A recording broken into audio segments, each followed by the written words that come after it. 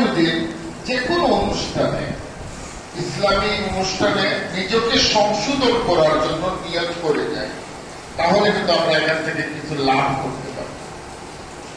আমরা যদি নিজে নিজে ইরাদা করি যে আমি পরিবর্তন হবো, এই জন্য আমি ওয়াজ মহফিলে যাব, আমি ইসলামী মাহফিলে যাব,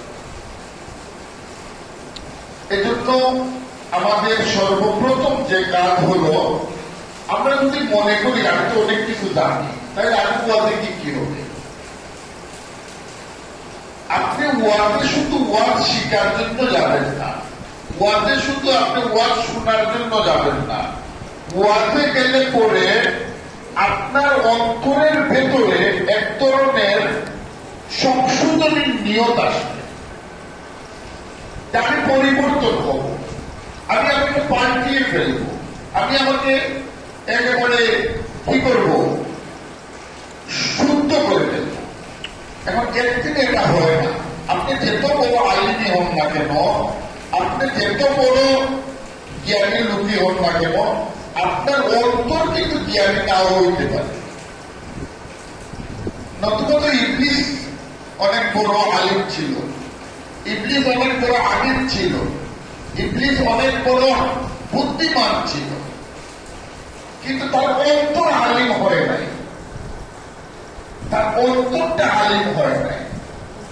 যার কারণে আল্লাহ যখন তাকে হুকুম করছে আদমকে চেষ্টা করো, সে বলছে আমি তো আগুনের তৈরি।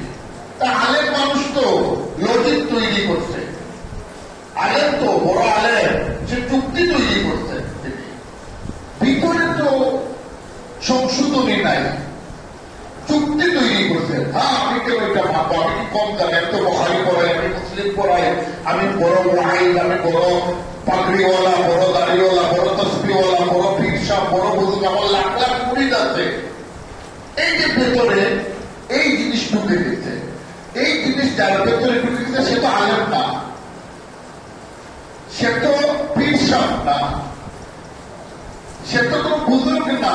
এটা বুজুর্গ তো দাঁড়িয়ে থাকা সব মানুষের বুজুর্গ, বুজুর্গ মানে বৃদ্ধ। কথাটা বুঝছে?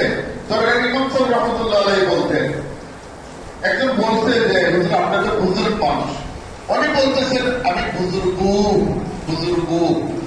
আমি জিজ্ঞেস করলাম, আমি ড্রাইভিং করতেছি, জিজ্ঞেস করলাম হুজুর বুজুর্গ মানে কি? বলে বুজ মানে বকরি, আর গু মানে গু, আমি বকরির গু। ফার্সি ভাষায় বুজ বলে বকরিকে, ছাগলকে। উনি আমাকে বললেন বুজুর্গ মানে বকরির গু আমি। ওই ইমাম সাহেব হুজুর রহমতুল্লাহ আল্লাহ তাকে জান্নাত দেন। আমিন।